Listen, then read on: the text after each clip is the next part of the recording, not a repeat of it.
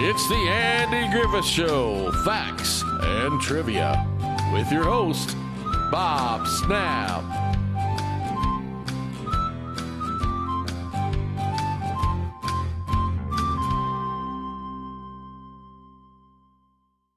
Hi, guys, and welcome to the Andy Griffith Show, Facts and Trivia. Thank you for being here on this Saturday. Today's video is on Floyd the Barber, and here's some hair-snipping facts about Howard McNear. And we will start with his earliest roles were on stage. McNear's first training to be a dramatic actor came from the actor Tyrone Power's mother, Patia. And he went on to study at the Oatman School of Theater and eventually joined a theater stock company in San Diego. Frankly, it was a wonder he made it into either building at all. Speaking at the Progress Bulletin, he explained that even though his mother agreed to let him attend a school, I was so shy I walked up and down in front of it for 3 days before I had the courage to go inside. Being shy was a real problem. I was painfully shy, he admitted to the LA Times.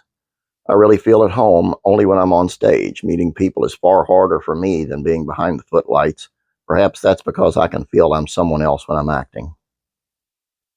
In a way, radio became his safe place. For someone who suffered from shyness, finding work on radio seemed to be ideal for Howard McNear. In 1937, there was a seasonal fantasy show called The Cinnamon Bear, for which he voiced Samuel the Seal. He spent 1938 to 1940 voicing Clint Barlow on the radio drama Serial Speed Gibson of the International Secret Police. After that, he starred with William Conrad, later of the TV series Cannon, and Parley Bear in an audio version of The Count of Monte Cristo.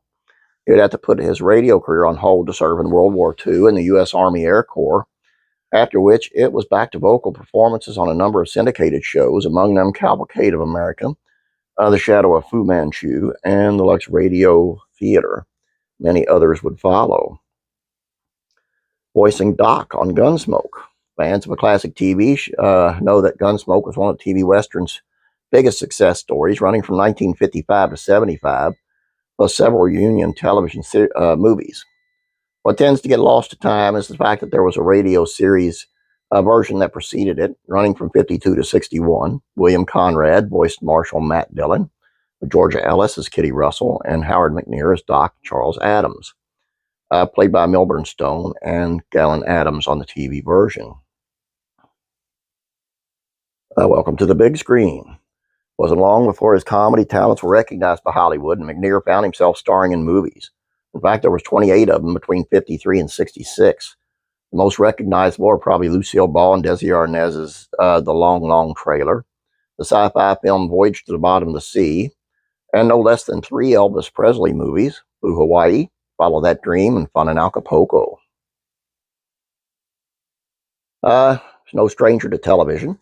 Howard McNear made his TV debut in 1952 episode of 4-Star Playhouse. This would be followed by over 90 guest spots on different shows prior to his arrival on the Andy Griffith Show in 1961. Among those shows were I Love Lucy, Gunsmoke, Leave It to Beaver, The Jack Benny Program, Alfred Hitchcock Presents, and Mr. Ed. Floyd's role on the Andy Griffith Show. Pop culture historian Jeffrey Mark, author of the Lucy book, points out that as designed, the character of Floyd was supposed to be a generation older than Andy Taylor, he remembering both Andy and Barney Fife growing up as kids. He also gave another perception as an elder of the town. He says sometimes closed-minded, sometimes jumping to conclusions, sometimes judgmental, and sometimes giving them some wisdom. On top of that, he gave the show a needed voice. Wasn't always involved in the hijinks, although sometimes he was. More often than not, he was almost a Greek chorus commenting on the hijinks. His skills as comedian, Alsam Newsome, reflected the more I portray him and study what he does on the show and how he behaves, the more impressed I am with the way he was able to take sometimes minimal lines and make them so entertaining. George Lindsay, who played Goober, was telling me that even on his days off, he would go to the set just to watch Howard McNear work.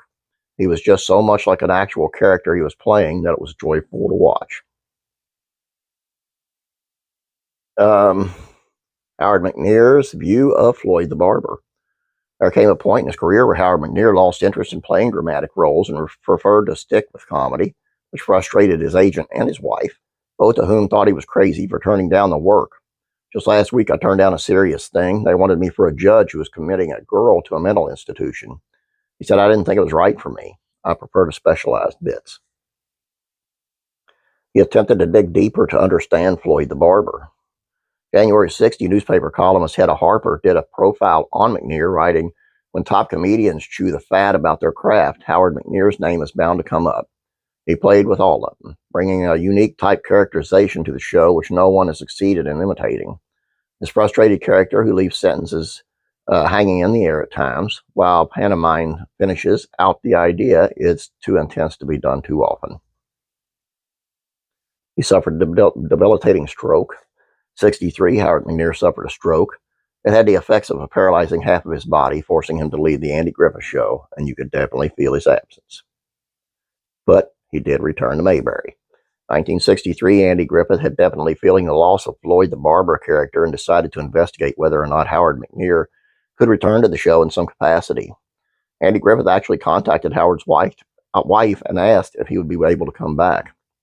She said that would be amazing, and they made accommodations for him. He was always leaning on something or sitting down. He brought what he was going through to Floyd the Barber. Howard McNear reprised the role of Floyd the Barber. It was apparent that he had been ill, that he'd lost weight and speech and had become a little stammered, but as good an actor, he used it in his character. His disability informed who Floyd became.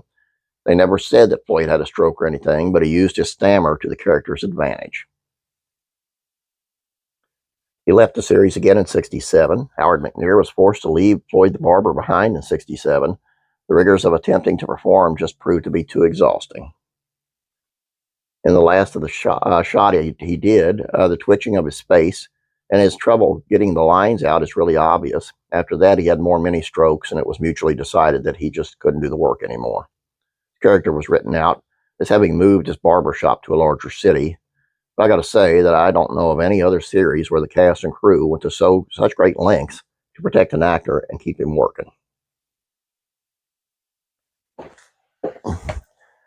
And there was a thing, too, where his son, Howard McNear's son, he was at the house by himself and got a phone call. The phone rang, and he answered it, and it said, "Elvis Presley, I'd like to talk to Howard." And he thought it was a joke, so he hung up on him. And Elvis had to call back twice more to convince him that he was Elvis, and he just wanted to talk to Howard. And that's the kind of guy Howard was, I guess, that everybody that worked with him wanted to remain friends with him. And I thought that was really super cool. Anyway, guys, that's all I got for you on this Saturday. Got to play music tonight, so tomorrow's one might be out a little bit later. Won't be too much later, hopefully. But don't forget about classic real comedies, facts, and trivia. It's on Green Acres. Check that out. The other channels will be off for the weekend until Monday. So please don't forget to subscribe over here. Please like this video. You guys have a great day. God bless you, and I'm praying for you.